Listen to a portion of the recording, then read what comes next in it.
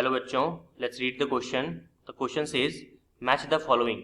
हमारे पास कॉलम 1 और कॉलम 2 है। कॉलम 1 के अंदर कुछ कंपाउंड्स हमको दे रखे हैं, benzene, ethene, ethyne and butane. आपको बताना है कॉलम 2 से वो किससे मैच करेगा। तो यहाँ पे कॉलम 2 के अंदर कुछ टाइप्स ऑफ रिएक्शन दे रखे हैं, Wurtz reaction, evolve H2 when heated with Na metal, dehydration of ethanol and electrophilic substitution reaction.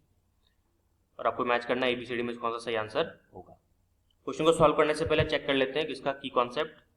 तो इस क्वेश्चन के लिए जो हमारे पास में की कॉन्सेप्ट होने वाला है, तो की कॉन्सेप्ट इज रिएक्शन टाइप्स, यानी कि टाइप्स ऑफ रिएक्शंस,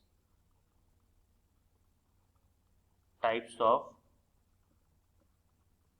रिएक्शंस। तो अपन वन बाय वन चेक करते हैं। तो अपन स्टार्ट करते हैं पहले, है ना, ऑप्शन नंबर 4 से। थोड़ा उल्टा चलते हैं आज। तो ऑप्शन नंबर 4 की अगर हम बात करें, तो अगर आप यहाँ पे ध्यान से देखें तो ऑप्शन नंबर 4 के अंदर हमको क्या बोल रखा है, इलेक्ट्रोफिलिक सब्स्टिट्यूशन रिएक्शन।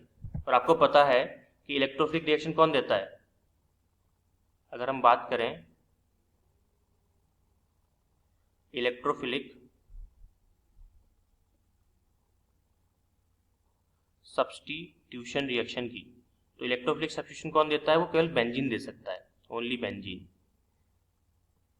बेंजीन का एक समझ लो एक तरह से ट्रेडमार्क है। बेंजीन या फिर बेंजीन डेरिवेटिव्स हो गए, बेंजीन कोई कंपाउंड हो गया, तो केवल बेंजीन यहाँ पे क्या कर सकता है, इलेक्ट्रोफिलिक सब्स्टिट्यूशन रिएक्शन दे सकता है। एग्जांपल दूं मैं आपको, एग्जांपल देखिए। आपके पास अगर मान लीजिए बेंजीन है और मान लीजिए आपने इसकी रिएक्शन करवा दी किसके साथ में, CH3Cl के साथ में, in the presence of AlCl3। तो AlCl3 आपका लुईस एसिड है, इसका Cl खा जाएगा और क्या बाहर निकालेगा, AlCl4 माइनस। तो ऑब्वियस सी बात है कि क्या मिला आपको, CH3 पे पॉजिटिव, क्योंकि Cl तो अपना इलेक्ट्रॉन लेके ही जाएगा। तो CH3 पे जो पॉजिटिव आया तो ये क्या बन गया, इलेक्ट्रोफाइल। और ये इलेक्ट्रोफाइल कहाँ पे अटैक करेगा, मतलब इलेक्ट्रोफाइल को इलेक्ट्रॉन कौन देगा, बेंजीन देगा ना। तो क्या मिलेगा आपको, आपको मिलेगा toluene. This is your toluene. तो बेंजीन से क्या मिल गया आपको, टॉलुइन मिल गया। तो ये इलेक्ट्रोफिलिक सब्स्टिट्यूशन रिएक्शन का बहुत अच्छा एग्जाम्पल है। तो ऑब्वियस सी बात है कि हमारा 4 किससे मैच कर जाने वाला है, हमारा जो 4th है वो मैच करेगा किसके साथ, ये मैच कर जाएगा A के साथ में। तो A का हो जाएगा 4, राइट।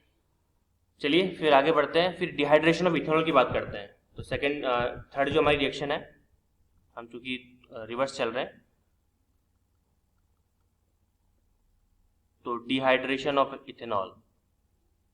तो डिहाइड्रेशन का मतलब क्या होता है, डिहाइड्रेशन का मतलब होता है इथेनॉल में से, हम इथेनॉल की बात कर रहे हैं, तो डिहाइड्रेशन का मतलब है कि इथेनॉल जो कंपाउंड है उसमें से वाटर को बाहर निकालना। डी का मतलब होता है रिमूवल, राइट। हाइड्रेशन मतलब वाटर। तो डिहाइड्रेशन का मतलब होगा इथेनॉल में से आपको पानी निकालना है। तो हमारे पास जैसे इथेनॉल है, आप जानते ही हो, CH2 बॉन्ड CH2, यहाँ पर OH और यहाँ पर H। उसको रब कर देते हैं, यहाँ पर आएगा आपका H। अब जैसे इसके अंदर हम लोग यूज करेंगे कॉन्सेंट्रेटेड H2SO4, तो क्या होगा, यहाँ पे आप देखिए, यहाँ पर H और OH बाहर निकल जाएंगे in the form of H2O। Dehydration हुआ कि नहीं हुआ, और क्या मिलेगा आपको, alkene, double bond CH2। This is your ethene, this is your ethene. तो जब भी हम डिहाइड्रेशन ऑफ इथेनॉल करते हैं तो हमको क्या मिलता है, इथीन मिलता है। तो हमारा जो थर्ड ऑप्शन है, जो थर्ड है वो किससे मैच कर जाएगा, इथीन कहाँ पर है, बी मैच करेगा जी थर्ड के साथ में। फिर बात करते हैं इवॉल्व, सेकंड वाले की, evolve H2 when heated with Na metal, right. तो ये तो मतलब बहुत ही फेमस सी रिएक्शन है, या आप भी आराम से बता सकते हो। अगर हम सेकंड की बात कर रहे हैं तो जनरली अगर आप Na मेटल यूज कर रहे हो, सोडियम मेटल, और इससे आपको H2 गैस मिल रहा है, तो समझ जाइए कि रिएक्टेंट क्या होना चाहिए, आपका इथाइन होना चाहिए। एग्जाम्पल देता हूँ मैं आपको। हमारे पास में है HC ट्रिपल बॉन्ड C और यहाँ पे H, और इसके अंदर क्या डाल दिया आपने, Na डाल दिया, राइट। तो आपको पता है कि इथाइन का जो हाइड्रोजन होता है वो कैसा होता है, एसिडिक नेचर का होता है। इथाइन का हाइड्रोजन आपका एसिडिक नेचर का होता है, ये एसिडिक है, और एसिडिक होने की वजह से इथाइन क्या करता है, तुरंत क्या करता है, HC triple bond C minus, और वो H प्लस को बाहर निकाल देता है एसिडिक नेचर की वजह से। तो ये जो आपका C माइनस है, ये किससे अट्रैक्ट होगा, ये सोडियम से अट्रैक्ट होगा। क्यों, ये सोडियम तो ऑब्वियसली बात है एक्टिव मेटल है, तो इलेक्ट्रॉन निकालेगा और अपने आप को किस में कन्वर्ट करेगा, Na+ में। तो Na+ से कौन अट्रैक्ट हो जाएगा, आपका C-, और क्या मिलेगा आपको प्रोडक्ट, आपको मिलेगा HC ट्रिपल बॉन्ड C- और आपका Na+। ये सॉल्ट बन गया, और साथ में हाइड्रोजन को निकाला था इसने, तो उस ये हाइड्रोजन क्या करेगा, ये हाइड्रोजन इलेक्ट्रॉन को गेन कर लेगा जो सोडियम ने निकाला है, और क्या मिलेगा आपको, हाइड्रोजन गैस।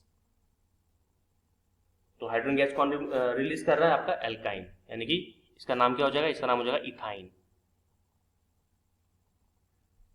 तो यहाँ पे हम कह सकते हैं कि हमारा जो ऑप्शन सी है, ऑप्शन सी किससे मैच करना चाहिए, आपका सेकंड से। अब हम बात करते हैं बेंजीन की, बेंजीन तो क्या खैर, ब्यूटेन की। तो देखिए ब्यूटेन आपका वर्ड्स रिएक्शन से ही मैच करेगा, अब तो कुछ ऑप्शन बचे भी नहीं है, आप खुद ही गैस कर सकते हो। बाकी एग्जांपल देना मेरा काम है, आपको बताता हूँ। मान लीजिए कि हमारे पास में